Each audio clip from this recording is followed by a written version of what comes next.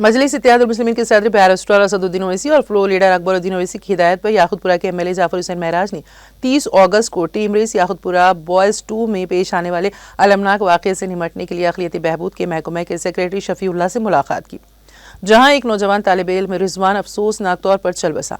उनका पोस्टमार्टम 31 अगस्त को किया गया।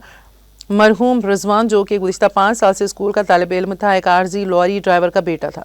मजलिस पार्टी ने सरकारी तौर पर वाक़े की मुकम्मल और मुनसिफाना तहक़ीक़ात की दरख्वास्त की है और गमज़दा ख़ानदान की मदद के लिए महकमे अक़लियती बहबूद से 25 लाख रुपए की एक्स ग्रेशिया का भी मुतालबा किया है।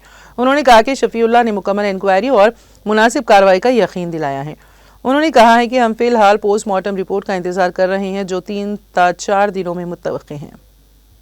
माइनॉरिटी वेलफेयर सेक्रेटरी जनाब शफीउल्लाह साहब से मुलाकात हुई। नक़ीब मिल्लत बैरिस्टर असदुद्दीन ओवैसी साहब और अकबरुद्दीन ओवैसी साहब के खास इंस्ट्रक्शन पे जो 30 तारीख को रात में टिमरीस स्कूल जो याकुतपुरा बॉयज़ 2 के अंदर एक रिजवान नामी लड़के का इंतकाल हुआ था।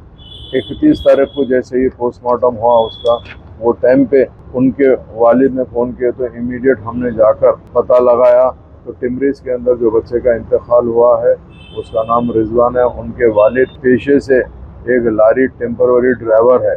गरीब बच्चे को पिछले 5 साल से स्कूल के अंदर तेलंगाना माइनॉरिटी रेजिडेंशियल स्कूल में 5th क्लास से पढ़ रहा था। वो लड़का 9th क्लास में था। अचानक उनके वालिद को एक फ़ोन आता है कि आपके बच्चे की तबीयत ठीक नहीं है, फौरी फोकस हॉस्पिटल आई है।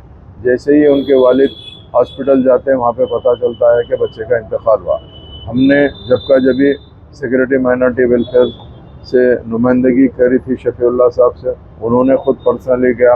हम पोस्टमार्टम का रिपोर्ट का न सिर्फ इंतज़ार कर रहे हैं बल्कि हम ख़ास तौर से आज मुलाकात करके शफीउल्लाह साहब को यही कहे हैं कि गरीब लोग हैं, आप प्रॉपर एक तो इंक्वायरी कराना चाहिए और 25 लाख रुपए एक्स ग्रेशिया देना चाहिए, क्योंकि बच्चे का जो हादसा हुआ है, चूँकि एक ही बेटा 2 बेटियां थे जिसके ऊपर हम खास तौर से बोले, उन्होंने एश्योरेंस दिया जो बेस्ट पॉसिबल होता वो कराएंगे और इंक्वायरी बराबर कराएंगे।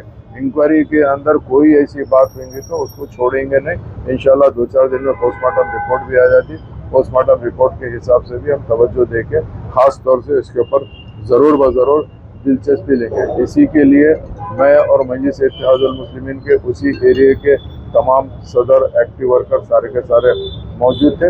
इंशाअल्लाह ताला इसका जैसा भी होता परस्यू करके, ताकि देखिए जान तो लाकर नहीं दे सकते हैं मगर उनके लिए जो बेहतर हो सकता है हुकूमत के थ्रू वो कराने की पूरी कोशिश करेंगे। बहुत बहुत शुक्रिया।